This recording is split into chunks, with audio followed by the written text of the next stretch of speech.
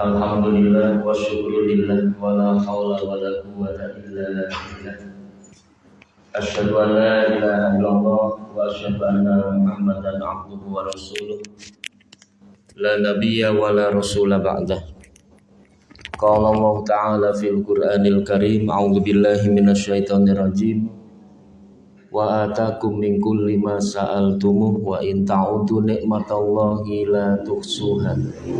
Innal insana ladzalumun kafar. Shadaqallahul adzim. Wa qala a'udzu billahi minasyaitonir rajim. Bismillahirrahmanirrahim.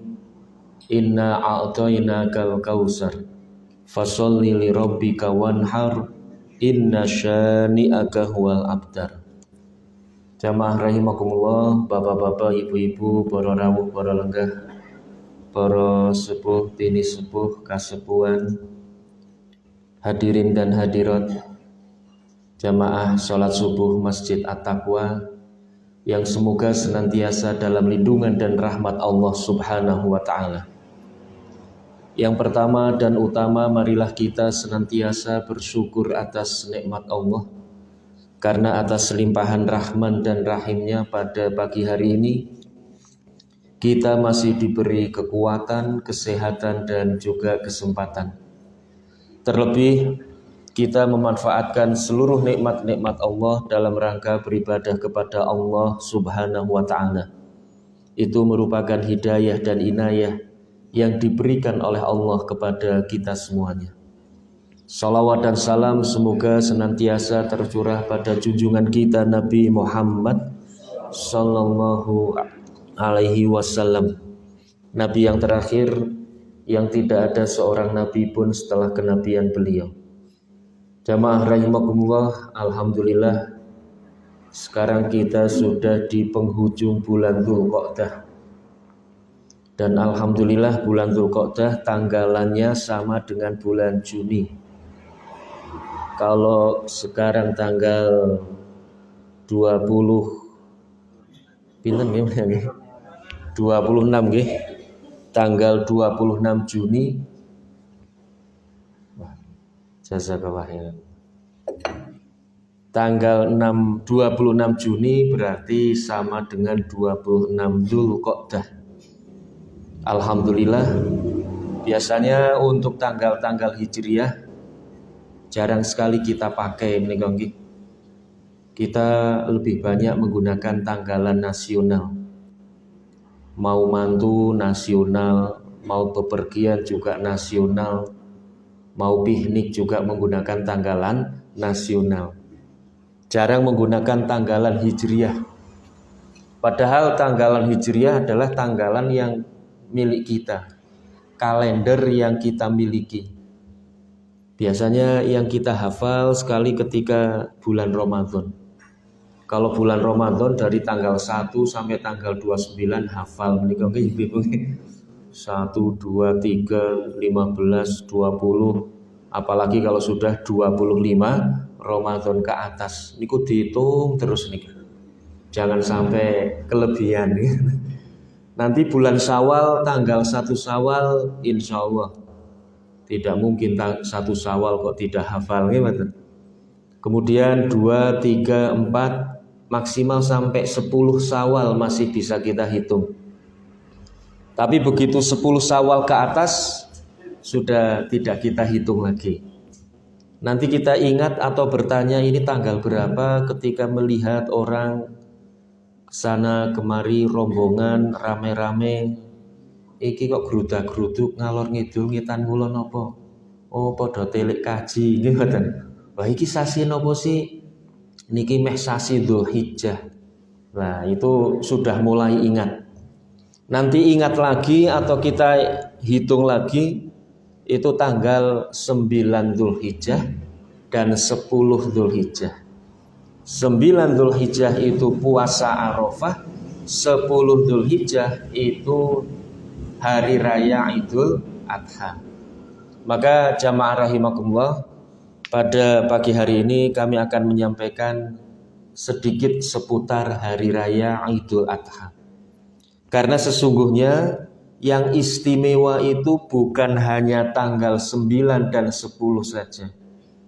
Di dalam hadis Rasulullah menyampaikan, "Ma min ayyamil amali sholih ahabbu ilallahi azza wa jalla min hadhil ayyam." Tidak ada amal solih yang lebih Allah cintai dibandingkan dengan amal solih yang dikerjakan pada hari-hari ini, yakni ayyamul ashr, yaitu 10 hari di awal bulan Dzulhijjah. Dalam hadis ini Rasulullah menyampaikan bahwa amal solih yang paling Allah cintai adalah amal solih yang dikerjakan pada 10 hari di awal bulan Dzulhijjah. Sehingga para sahabat kemudian bertanya, karena menurut pemahaman beliau bahwa amal solih yang paling dicintai oleh Allah adalah berjihad di jalan Allah, berperang di jalan Allah. Apa bukti bahwa amal solih yang paling mereka cintai, yang paling Allah cintai dan menjadi idola para sahabat adalah berjihad di jalan Allah? Yang pertama, pengumuman perang bagi Rasulullah atau pengumuman perang dari Rasulullah itu merupakan satu hal yang dinanti dan ditunggu-tunggu. Sehingga ketika ada pengumuman perang, para sahabat itu berbondong-bondong menikah. Salah satu bukti berbondong-bondong dan senantiasa ditunggu, ada seorang sahabat yang rambutnya sudah putih, supaya diizinkan ikut perang, maka kemudian perlu untuk menyemir rambutnya menjadi hitam, supaya diizinkan untuk perang. Ini yang pertama. Bagi yang sudah putih jangan. Terus yang kedua, Abu Bakar pernah ketika ada pengumuman perang dari Rasulullah, beliau membawa seluruh harta benda yang dimilikinya. Sehingga Rasulullah pun kemudian bertanya, "Wahai Abu Bakar, kenapa kau bawa seluruh hartamu? Apa yang kau tinggalkan untuk keluargamu?" Apa kata Abu Bakar? "Aku tinggalkan Allah dan Rasulnya." Masya Allah. Berarti seluruh hartanya dibawa, dipakai, diberikan kepada Rasulullah untuk berperang. Maka jamaah rahimakumullah, berjihad di jalan Allah itu merupakan satu hal yang dinanti, diidolakan, dan itu yang paling tinggi. Maka kemudian ketika Rasulullah menyampaikan tidak ada amal solih yang lebih Allah cintai dibanding dengan amal solih yang dikerjakan pada hari-hari ini, para sahabat kemudian bertanya, "Ya Rasulullah, apakah jihad di jalan Allah tidak lebih Allah cintai?" Maka kemudian Rasulullah menjawab, "Wala jihad fi sabilillah illa rajulun kharaja bimalihi wa nafsihi walam yarji' bisai'in min dzalik." Dan jihad di jalan Allah pun kalah kecuali seseorang yang keluar dengan hartanya, keluar membawa harta dan dirinya, serta tidak pulang kembali membawa harta dan dirinya. Itu baru menyamai dengan amal solih di awal bulan Dzulhijjah. Jadi jamaah rahimakumullah, kesimpulan dari hadis ini bahwa amal solih di awal bulan Dzulhijjah derajatnya, pahalanya itu sama dengan berperang di jalan Allah dan gugur di medan perang. Kalau hanya berperang saja masih belum sama menikah. Berperang di jalan Allah, berperang berjihad, kemudian masih pulang membawa dirinya, membawa hartanya, kembali pulang, itu belum sama. Tetapi ketika kemudian berperang tidak pulang dengan harta dan pulang tinggal nama, itu baru sama dengan amal solih di awal bulan Dzulhijjah. Maka jamaah rahimakumullah, betapa tingginya nilai amal solih di awal bulan Dzulhijjah. Kita tidak usah perang, tidak perlu perang, karena di Indonesia negara aman, adil, makmur, sentosa, gemah ripah loh, jinawi. Tidak ada peperangan. Tapi bisa kita mendapatkan pahala perang, berjihad, gugur di medan jihad, yaitu ketika kita banyak beramal solih di awal bulan Dzulhijjah. Maka yang dilingkari nanti jangan hanya tanggal 10 Dzulhijjah mawon menika ibu-ibu nggih. Sudah dilingkari napa dereng niku? 10 Dzulhijjah tanggal 9 Juli kalau tidak salah. Saya hafal karena itu tanggal merah. Nah, jadi kalau tanggal merah itu tanggal yang paling menyenangkan. Bahkan bapak-bapak, ibu-ibu ketika ganti kalender, yang pertama kali dilihat 1 tahun itu adalah tanggal merah. Dari bulan Januari merahnya berapa, bulan Februari, Maret, April, kemudian nanti Agustus, 17 Agustus pasti tanggal merah ini. Ini waktunya 17-an, ini mantu ayo Bu, itu sudah dilingkari semua itu selama 1 tahun. Maka untuk bulan Dzulhijjah ini yang dilingkari jangan hanya tanggal 9 Juli atau 10 Dzulhijjah saja, tetapi mulai dari tanggal 1 Juli insya Allah, tanggal 1 Dzulhijjah itu bertepatan dengan tanggal 30 Juni.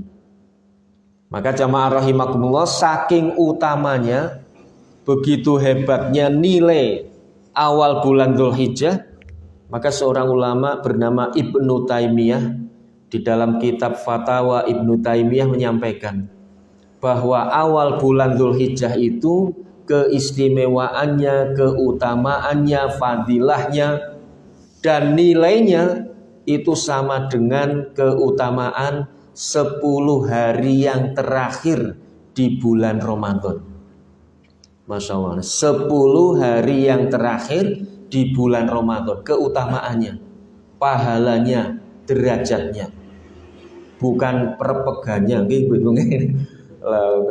hari yang terakhir bulan Ramadan itu kan biasanya perpegan, pasar rame, toko baju rame, toko sembako rame. Tidak, bukan ininya, tetapi keutamaannya.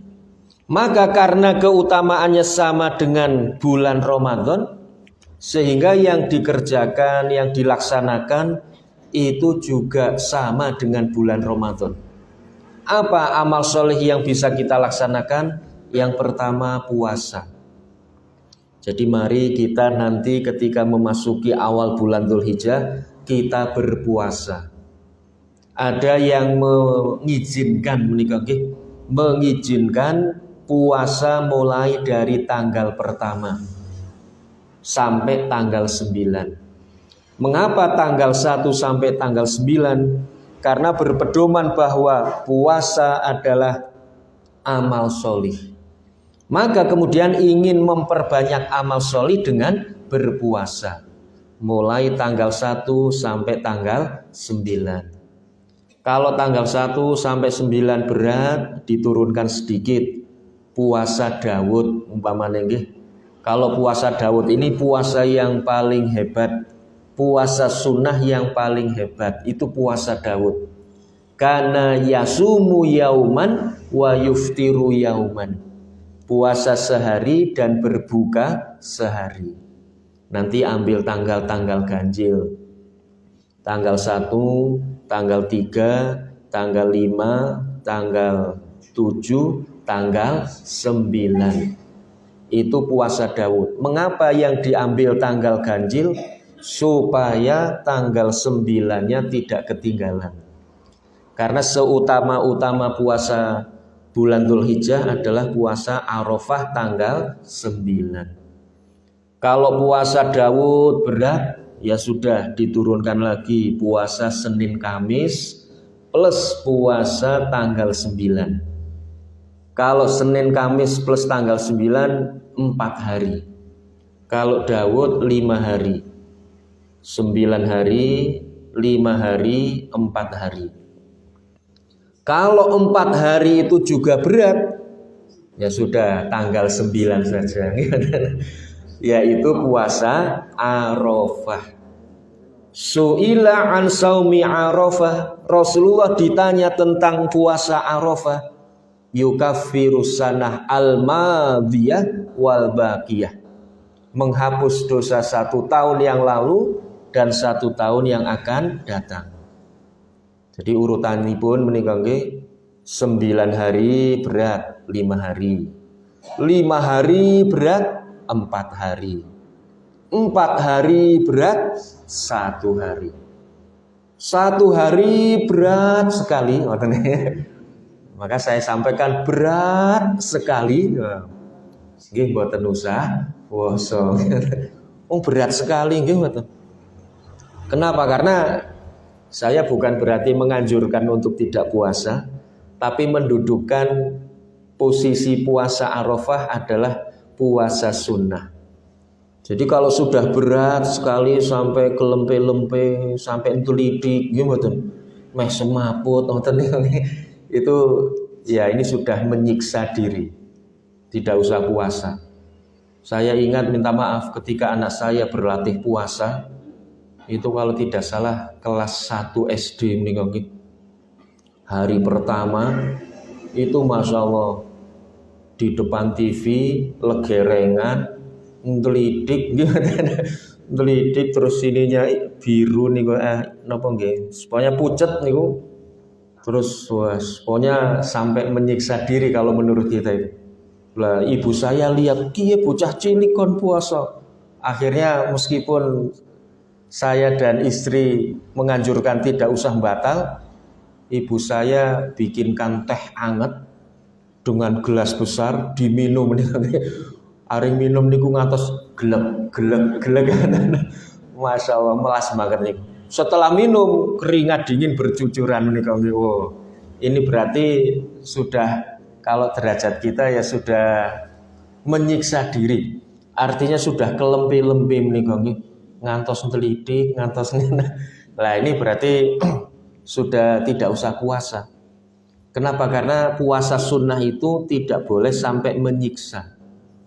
Di dalam hadis Rasulullah disebutkan as-shaimul mutatawwi'u umiru bisyami. Seorang yang puasa sunnah itu berhak atas puasanya. Insya'a soma wa insya'a aftar. Kalau ingin berpuasa silahkan, kalau ingin berbuka juga silahkan. Tidak boleh kita sampai tersiksa banget gara-gara puasa. Karena Rasulullah juga pernah melihat seorang yang bernama Bahail. Bahail ini seorang sahabat yang masuk Islamnya itu belakangan. Lah menjadi satu pemahaman sahabat ketika masuk Islam belakangan, mengejar ketertinggalannya itu dengan semaunya tanpa izin atau tanpa konsultasi dulu kepada Rasulullah. Jadi mungkin dianalogikan kita mau ke Jakarta, kemudian rombongan pertama sudah sampai Purwokerto, kita masih di Wonosobo. Maka kemudian supaya mengejar ketertinggalan harus lari 100 km per jam. Nek perlu 200 km per jam. Lah termasuk Bahail mengejar ketertinggalannya, maka kemudian berpuasa sehari-hari. Setiap hari puasa. Sehingga membuat tubuhnya kurus kering. Yang tadinya gemuk, lemu, gimana? Begitu berjumpa dengan Rasulullah, kurus kering, lunglit tinggal balung dan kulit. Akhirnya Rasulullah kemudian ketika berjumpa, mengapa engkau terjadi seperti ini? Jawabnya, saya berpuasa sehari-hari. Apa kata Rasulullah ketika itu? Faqad adzabta, engkau sedang menyiksa diri. Jadi kalau puasa itu, puasa sunnah tidak boleh sehari-hari. Yang kedua, tidak boleh sampai menyiksa diri. Jadi yang nyaman-nyaman saja, yang enak-enak saja. Oh, puasa yang nyaman ya sarapan dulu mboten. Lah jamaah rahimakumullah. Lah hadis ini kemudian para ulama itu mempunyai satu kesimpulan. Ketika seseorang sedang berpuasa, kerawan tamu, maka puasanya boleh dibatalkan. Bahkan dia mendapatkan pahala dua, pahala puasa dan pahala menghormati tamu. Nggih ibu-ibu, kalau sedang puasa Senin, Kamis kok kerawan tamu, alhamdulillah ono tamu gitu. Bisa membatalkan puasa. Tapi tidak semua tamu menika nggih. Ada kriteria tamu yang boleh membatalkan puasa. Yang pertama, tamu yang istimewa dan jarang datang ke rumah. Pamanipun nggih, tamu istimewa. Ibu-ibu di WA kalian garwanipun Pak Bupati, umpamane ngoten. Karena apa? Karena dulu belajar atau satu lighting di SMA. Bu, aku arep dolan nang jenengan. Kali sinten? Nggih kali bojoku. Bojone berarti Pak Bupati nggih mboten. Wah, ibu-ibu ribet. Pak, arep kerawan Pak Bupati piye iki? Ya kono nyembelih grameh umpamane. Wah, tapi kita sedang puasa. Lah, ketika itu boleh membatalkan puasa. Karena kan kerawan Pak Bupati niki kan mboten mesti setahun sepindah nggih mboten. Bahkan mungkin belum tentu selama menjabat akan datang ke rumah ini. Lah, maka ketika yang terhormat, yang jarang datang ke rumah, itu kita boleh membatalkan puasa. Kemudian yang kedua, tamu yang ketika sohibul bait tidak dahar, maka tamunya ini ewuh pakewuh. Tamunya mengatakan, kok menek jenengan ora marai, aku ora arep mangan. Gitu. Nah ini sohibul bait boleh membatalkan puasa. Jadi tidak sembarang tamu, ibu-ibu, ibu-ibu sedang puasa Kemis, kemudian WA tanggane, Bu, dolan kon aku. Ono apa sih? Wis pokok men penting ya. Begitu tetangganya datang, kemudian suguhannya dikeluarkan, alhamdulillah, aku iso batal puasa. Niku mboten. Jadi tidak semua tamu niku. Jamaah rahimakumullah, yang pertama puasa. Jadi puasa sunnah Arafah itu adalah puasa yang menghapus dosa 1 tahun yang telah berlalu dan yang akan datang. Kemudian yang kedua, sholat Idul Fitri. Itu ternyata juga amal yang bisa kita laksanakan. Bahkan para wanita-wanita pun diperintahkan oleh Rasulullah SAW untuk semuanya datang ke tempat sholat. Saking utamanya, meskipun sedang datang bulan, para ibu-ibu, para akhwat, para gadis-gadis, meskipun sedang datang bulan, dianjurkan untuk datang ke tempat sholat. Bagaimana kita melaksanakan sholat Idul Fitri dan Idul Adha? Ada sedikit perbedaan menika nggih. Yusolli bina yaumal fitri wasamsu ala qadhin rumhaini. Rasulullah pernah sholat bersama kami sholat Idul Fitri dan matahari itu sudah setinggi 2 tombak. Wal adha wasamsu ala qadhin rumhin. Sementara sholat Idul Adha, matahari itu baru 1 tombak. Yang intinya bahwa sholat Idul Fitri itu lebih siang daripada sholat Idul Adha. Kenapa? Karena sholat Idul Fitri itu khutbahnya panjang, kemudian kita sudah dianjurkan juga untuk sarapan. Jadi sholat Idul Fitri itu disunahkan untuk sarapan riyen. La yaghdu yaumal fitri hatta yakul. Rasulullah tidak pergi ke tempat sholat Idul Fitri sebelum dahar. Kenapa? Karena makna Idul Fitri itu yang pertama kadang-kadang dimaknai kembali suci.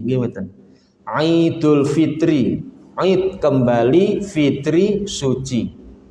Yang kedua, Idul Fitri. Id artinya kembali, fitri artinya futur atau makan.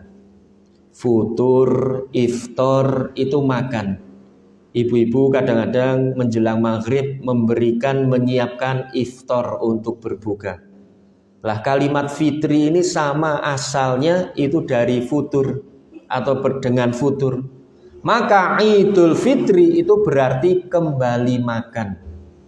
Artinya ketika pagi hari sebelum sholat sebaiknya kita makan dulu. Karena haram berpuasa. Membedakan antara bulan Ramadan dengan bulan Syawal, pagi hari harus makan. Kalau Idul Fitri, Idul Adha itu kan haram berpuasa menikah. Haram berpuasa berarti wajib makan. Sehingga makan ketika Idul Fitri pahalanya sangat besar. Maka ibu-ibu jangan protes dengan bapak-bapak. Ketika bodoh dari pagi sampai sore kok dahar terus gitu. Pak jenengan kok dahar mboten wis-wis. Toples pertama habis, toples kedua habis, toples ketiga. Jawab mawon nggih Pak nggih, sedang melaksanakan kewajiban. Kenapa? Karena wajib makan, haram berpuasa. Jamaah rahimakumullah. Sementara ketika Idul Adha, wal adha la ya'kul hatta yarji. Ketika Idul Adha Rasulullah tidak dahar sebelum beliau pulang dari sholat Id.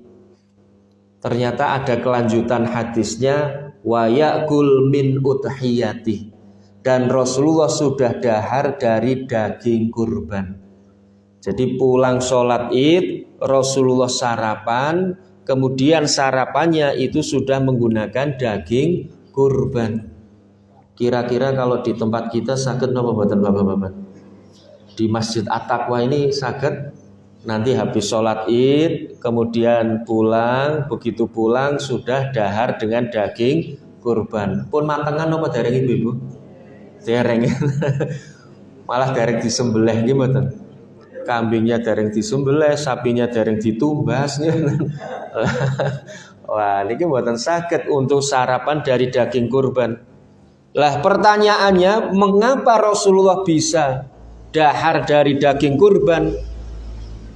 Karena suatu hari Rasulullah pernah berkurban sebanyak 60 ekor kambing. Masya Allah, 60 ekor kambing.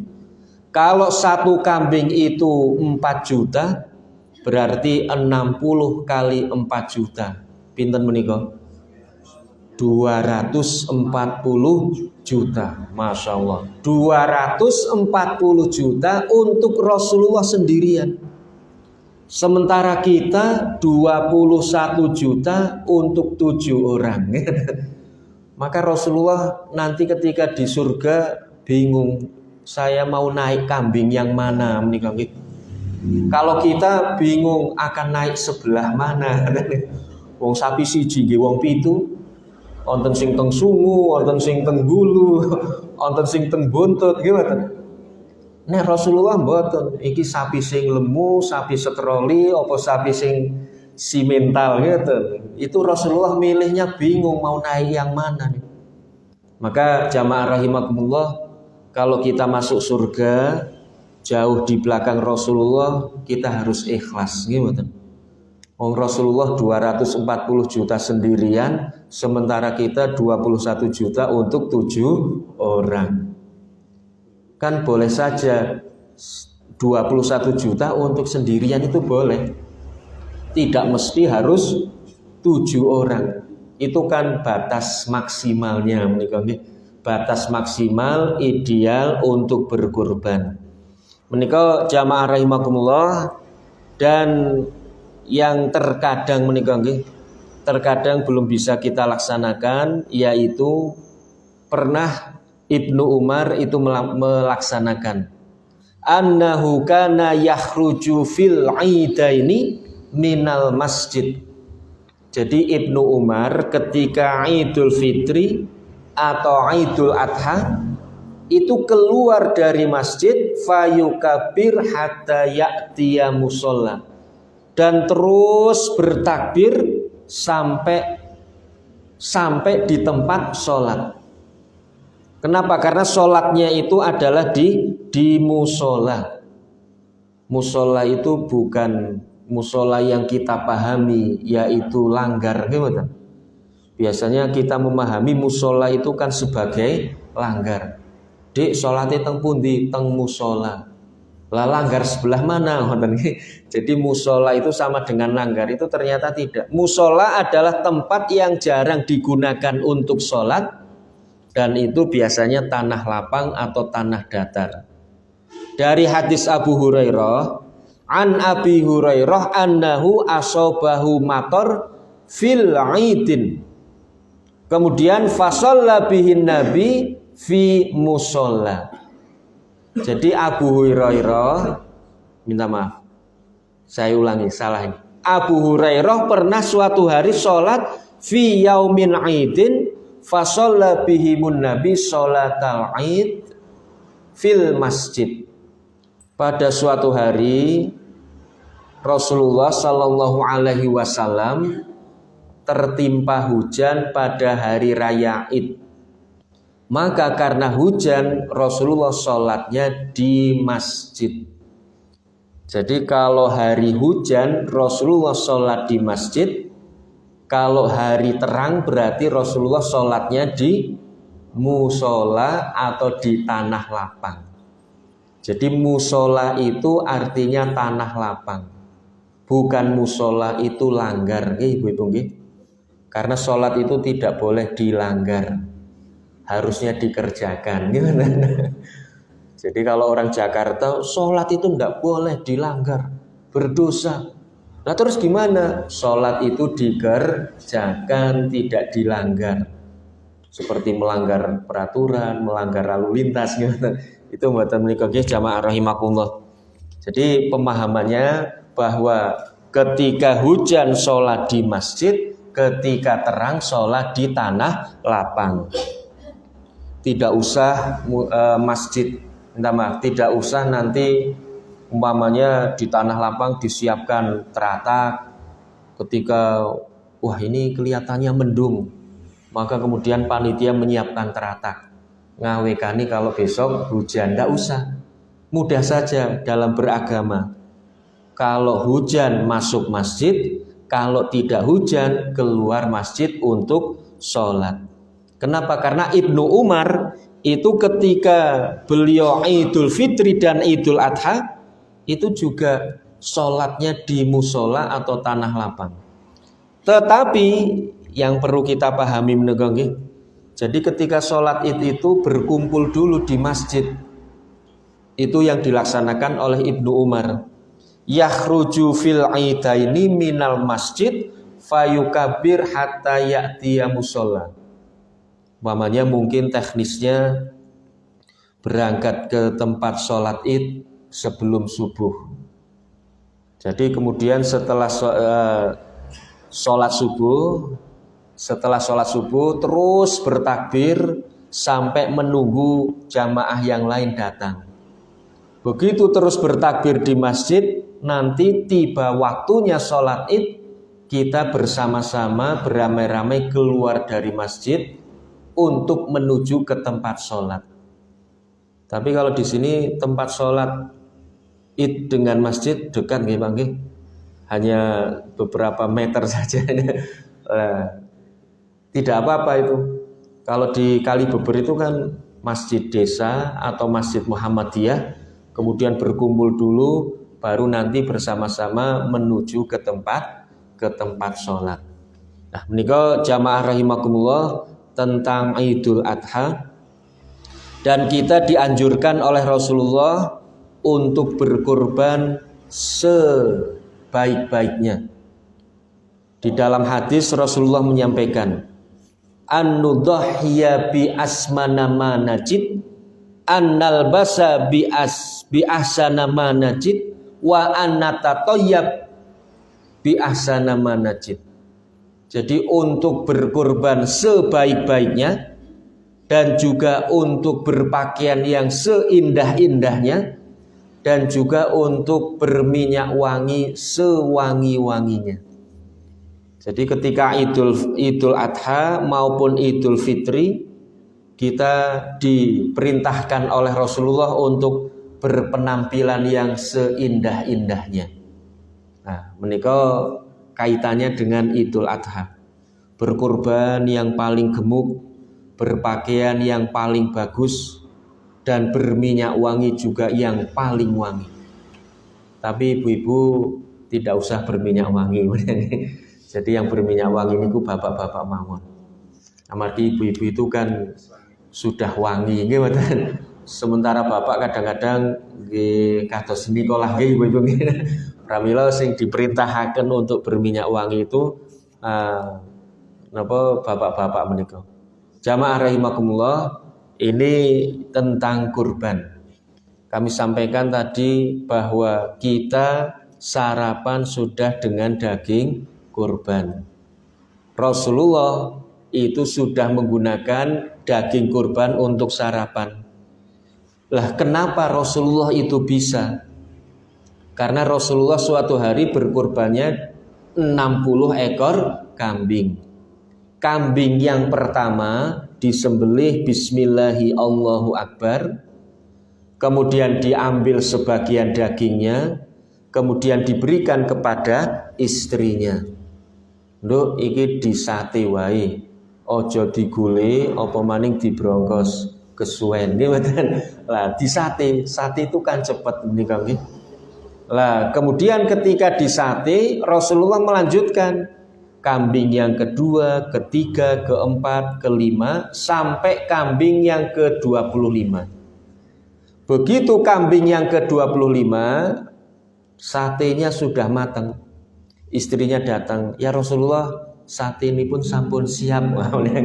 Lah Rasulullah kemudian dahar sarapan. Lah kambing yang ke-26 sampai 60 dilanjutkan oleh Sayyidina Ali.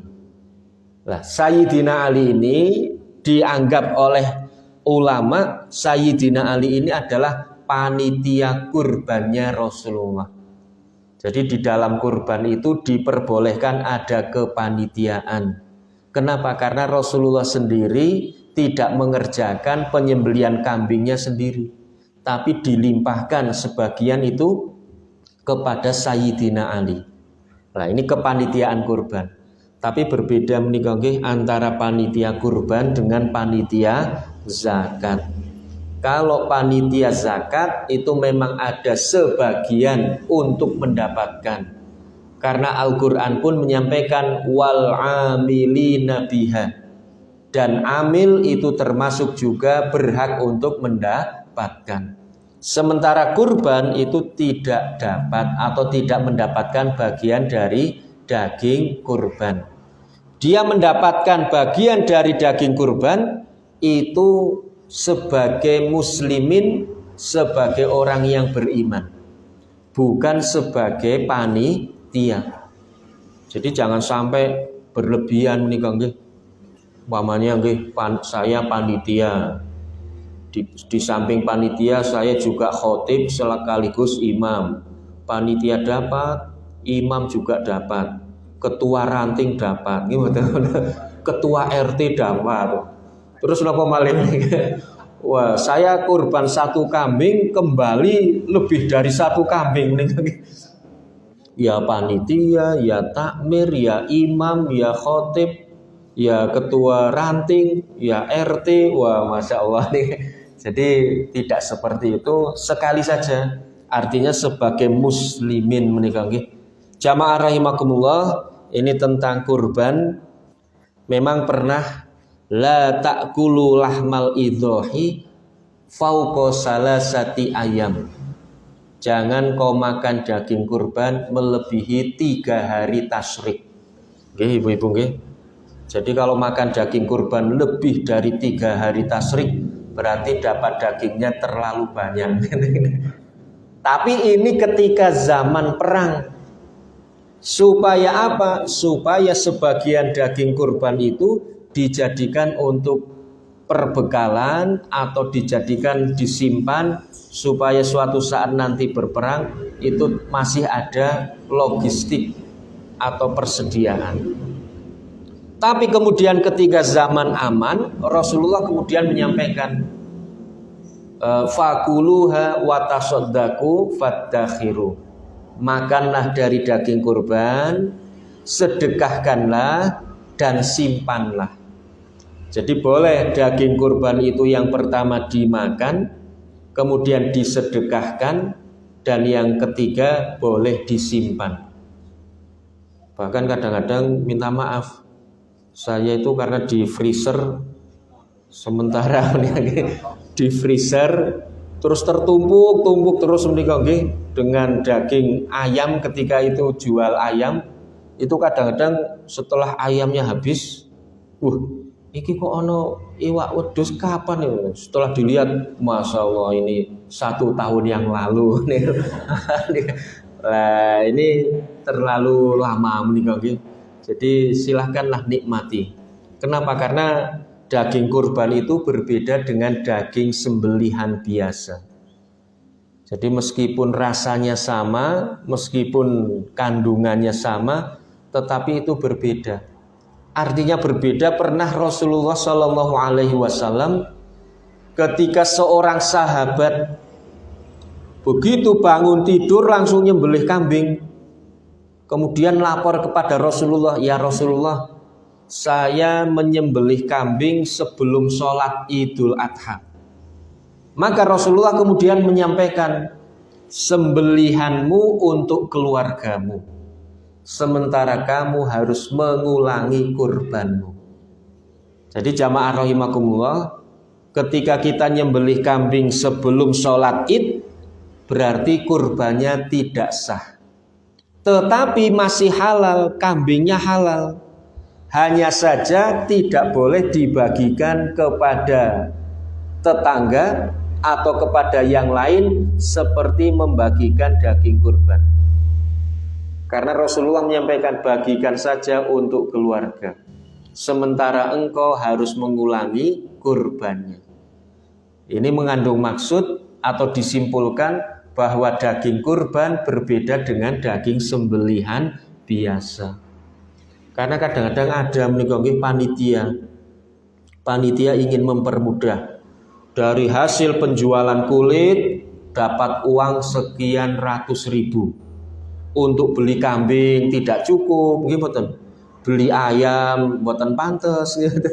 Akhirnya apa? Dibelikan daging sapi atau daging kambing di pasar. Kemudian nanti dicampur dengan daging kurban. Ini sebetulnya tidak boleh nih. Kenapa? Karena daging kurban berbeda dengan daging sapi ataupun kambing yang ada di pasar. Berdasarkan apa? Berdasarkan kisah sahabat yang ketika menyembelih sebelum Idul Adha disuruh untuk membagikan untuk keluarga saja, tidak dibagikan seperti daging kurban. Nah, menika jamaah rahimakumullah tentang kurban, dan kita bedakan nggih antara kurban dengan kurban. Dua kalimat yang hampir mirip. Berkorbanlah untuk menjadi kurban. Berkurban itu artinya mengeluarkan harta, mengeluarkan binatang ternak, kambing, sapi, kerbau. Lah, pengeluaran harta kita atau binatang ternak kita yang kita kurbankan itu menjadi kurban. Kurban semakin mendekatkan diri kita kepada Allah Subhanahu wa ta'ala. Itu namanya kita berkorban. Yang pertama kurban menika nggih ibu-ibu nggih. Kurban, K-O, kurban. Yang kedua kurban, K-U atau pakai ki ngoten. Ki, kurban. Kurban itu artinya mendekatkan diri kita kepada Allah. Karena makna ibadah itu adalah taat kepada Allah. Itu namanya kita berkorban dan menjadi kurban. Jangan yang kedua menikah. berkorban dan menjadi korban. Dua-duanya korban, nggih. Sudah berkorban, sudah mengeluarkan harta, kita juga menjadi korban. Korban apa ibu-ibu? Korban perasaan. Nah, perasaan apa? Perasaan tidak ikhlas. Jadi kalau kita berkorban kok kita tidak ikhlas, berarti kita sedang menjadi korban. Pengorbanan kita sia-sia. Umpamanipun suatu hari kita kurban kambing cilik mentik, nek cilik mentik sing ken nuntun putrane, dik tuntun rono ning lapangan, lho dene adik sing nuntun, nek kambinge cilik sing nuntun cah cilik, manut mawon nggih putrane. Lah terus suatu hari kita kurban gede, etawa regane 6 juta, masya Allah, mangkat gasik banget. Etawanipun warnani putih, gede dhuwur, mablong-mablong. Wah, berangkat gasik, pakai sarung putih, kopiah putih, baju putih, surbanan putih. Jalannya di tengah jalan. Ngarep-arep ditakoni, "Pak Haji, regane pinten?" Jebule mboten enten sing taklet ngoten. Ya, kita sedang menjadi kurban, tidak ikhlas. Di dalam Al-Quran, la tubtilu shadaqatikum bil manni wal adha. Jangan kau batalkan sedekah-sedekahmu dengan menyebut-nyebutnya. Makin hati-hati menika nggih, kelompok-kelompok sapi, jangan membangga-banggakan dengan sapinya kelompoknya sendiri. Wah, kelompok ingon dewek jan super yakin. Wis lemu, dhuwur, gede, murah. Iki kelompok ingon sapa iki? Cilik temen larang. Lah ini nanti kita akan menjadi kurban. Kurban perasaan, tidak ikhlas ngoten. Sehingga jangan berkorban dan menjadi kurban. Yang benar itu berkorbanlah untuk menjadi kurban, mengeluarkan harta dan semakin mendekatkan diri kita kepada Allah Subhanahu wa taala. Jamaah rahimakumullah, mungkin itu yang bisa kami sampaikan pada pagi hari ini. Yang inti pokoknya adalah mari nanti ketika memasuki awal bulan Dzulhijjah, kita tingkatkan amaliyah kita. Yang pertama dengan puasa, yang kedua dengan sholat malam, karena sama dengan bulan Ramadan, dengan sholat tarawih, maka kita bukan tarawih tapi sholat malam. Yang ketiga dengan memperbanyak membaca Al-Quran. Dan yang keempat dengan memperbanyak bersedekah. Dan sebaik-baik sedekah ketika bulan Dzulhijjah adalah mengalirkan darah. Artinya menyembelih binatang ternak. Mungkin itu bila ada kebenaran kami hanya menyampaikan. Kalau ada kekurangan kesalahan benar-benar atas kebodohan kami di dalam menyampaikan, maka mohon maaf yang sebesar-besarnya. Ada pertanyaan? Kalau tidak ada, alhamdulillah. Berarti sudah paham. Kalau tidak ada, waktu kami serahkan kepada pembawa acara. Nastaghfirullah li wa lakum. Assalamualaikum warahmatullahi wabarakatuh.